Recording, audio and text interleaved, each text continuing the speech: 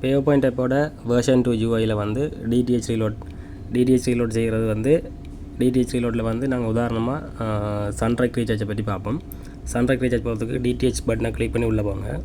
இதில் வந்து எல்லா ஆப்ரேட்டரும் வந்து முன்னே காட்டும். அதில் நீங்கள் சன்ரைக் ரீசார்ஜ் பண்ண போகிறீங்கன்னா சன்ரைக் லோகோவில் கிளிக் பண்ணி உள்ளே போனீங்கன்னு சொன்னால் இதுக்குள்ளே முதலாவது அக்கௌண்ட் நம்பர் இருக்குது. இந்த அக்கௌண்ட் நம்பருக்கு வந்து நான் உங்களுக்கு வீடியோவில் வந்து விளங்கப்படுத்துறதுக்காக ஒரு பழைய ரிசீவர் என்ற நம்பர் போடுறேன்.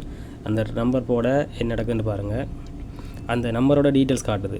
இதில் பார்த்தீங்கன்னா இது வந்து பேலன்ஸ் இருக்குது வந்து 0 ரூபீஸ் இருக்குது. பிளான் வந்து தமிழ் டிபிஓ 2 பேக்கேஜில் இருக்குது. பார்த்தீங்கன்னு சொன்னால் இது ஒரு பழைய பிளான். தமிழ் டிபிஓ 2 பேக்கேஜ்ன்றது பழைய பிளான். அதாவது இந்த ரிசீவர் வந்து பாவனை இல்லாமல் இருக்கிற ரிசீவர்ன்றபடியே உங்களுக்கு பழைய பிளான் காட்டுது. நீங்கள் புது ரிசீவர் ஆக்டிவில் இருக்கிற ரிசீவர் நம்பர் போட்டிங்கன்னா புது பிளான் காட்டும். அது சேம் டைம் வந்து மந்த்லி ரீசார்ஜ் அமௌண்ட் வந்து இங்கே 0 காட்டுறதால எங்களுக்கு அமௌண்ட்டில் 0 எடுத்துருக்குது. நீங்கள் ஒரு ஆக்டிவில் இருக்கிற ரிசீவரோ அல்லது ரீசெண்ட் டைமில் பெர்ஃபார்மன்ஸில் இருக்கிற ரிசீவரை போட்டிங்கன்னு சொன்னால் இப்போ புது பேக்கேஜ் 129 ரூபான்னு சொன்னால் அந்த பேக்கேஜின் அமௌண்ட் வந்து இதில் நார்மலாக கால் பண்ணி வந்துடும். அதே டைம் வந்து இந்த ரீலோட் வந்து ஏற்கனவே உங்களோட கஸ்டமர் வந்து உங்களோட ரெகுலர் கஸ்டமராக இருந்தால் நீங்கள் அவங்களோட கஸ்டமர் மொபைல் நம்பர் என்டர் பண்ணி ரீலோட் போட்டிருந்தீங்கன்னா அந்த மொபைல் நம்பர் வந்து ஆட்டோமேட்டிக்காக இதில் எடுக்கும். அதுக்கு நான் ஒரு உதாரணம் வந்து இன்னொரு வீடியோவில் காட்டுறேன். எப்படின்னு சொன்னால் இப்போ வந்து ஒரு சப்ஸ்கிரிப்ஷன் இல்லாத, அதாவது வந்து ஆக்டிவில் இல்லாத ரிசீவர் போட்டதால் எங்களுக்கு வந்து அமௌண்ட் வந்து காட்ட இல்லை, இந்த டீட்டெயில்ஸ் காட்டுது. இப்படியான ரிசீவருக்கு நீங்கள் ரீசார்ஜ் போடணும்னு சொன்னால் நீங்கள் ரிசீவர் வந்து ஹார்ட்வேர் டிவைஸ் வந்து உங்களுக்கு ஒர்க் பண்ணுதான்றதை வந்து டிவியில் வந்து ரிசீவர் வேலை செய்யுது, ரீசார்ஜ் பண்ணால் மட்டும் வேலை செய்யுன்ற நிலையை உறுதிப்படுத்தின பிறகு நீங்கள் சன்ரைக்கிட்ட புது பிளான் வந்து இதில் போனீங்கன்னு சொன்னால் பார்க்கலாம். எல்லா பிளானுமே 1 வியூவில் ஷோ ஆகும். அதில் நீங்கள் என்ன பிளானை சூஸ் பண்ணி நீங்கள் ரீலோட் போட போகிறீங்களோ அதை கிளிக் பண்ணிங்கன்னு சொன்னால் அந்த அமௌண்ட் இங்கே வந்துடும். இதுக்கு பிறகு கஸ்டமரோட மொபைல் நம்பர் வந்து நீங்கள் யாருக்கு ரீசார்ஜ் பண்ணுறீங்களோ அவங்களோட மொபைல் நம்பரை என்டர் பண்ணி போட்டு நீங்கள் அதுக்குரிய இலங்கை காசையும் நீங்கள் டைப் பண்ணி போட்டு ரீசார்ஜ் பண்ணிங்கன்னு சொன்னால் அவங்களோட பேக்கேஜ் வந்து ஆக்டிவேட் ஆகிடும்.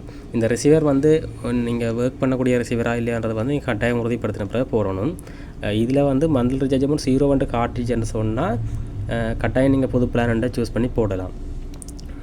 அதே மாதிரி நீங்கள் இதில் பிழையான நம்பர் கொடுத்தீங்கன்னு சொன்னால் இப்போ 629க்கு பதிலாக நான் 621 கொடுத்தீங்கன்னா எந்த டீட்டெயில்ஸுமே காட்டாது.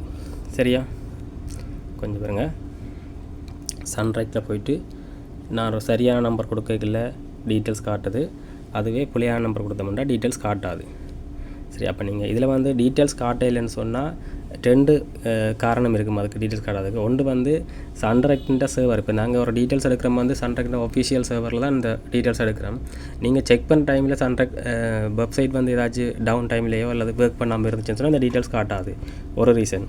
அடுத்த ரீசன் வந்து நீங்கள் நம்பர் பிழையாக போகிறதா இருக்கும். 2 ரீசனுக்காகவும் டீட்டெயில்ஸ் காட்டாது. அப்படி டீட்டெயில்ஸ் காட்ட இல்லைன்னு சொன்னதை நீங்கள் உறுதிப்படுத்திட்டீங்கன்னு சொன்னால், டீட்டெயில்ஸ் காட்ட இல்லைன்னு சொன்னால் நீங்கள் வந்து உங்களோட நம்பர் வந்து திரும்பவும் சரி பார்க்கணும். சரியான நம்பர் தான் நீங்கள் என்டர் பண்ணிக்கிறீங்களாண்டு. இப்படி சரியான நம்பர் என்டர் பண்ணிங்கன்னா உங்களுக்கு இந்த டீட்டெயில்ஸ் பார்க்க வேண்டிய அவசியமே இல்லை. நீங்கள் பிளான் ஒன்றை சூஸ் பண்ணி நீங்கள் ரீலோட் போடலாம்.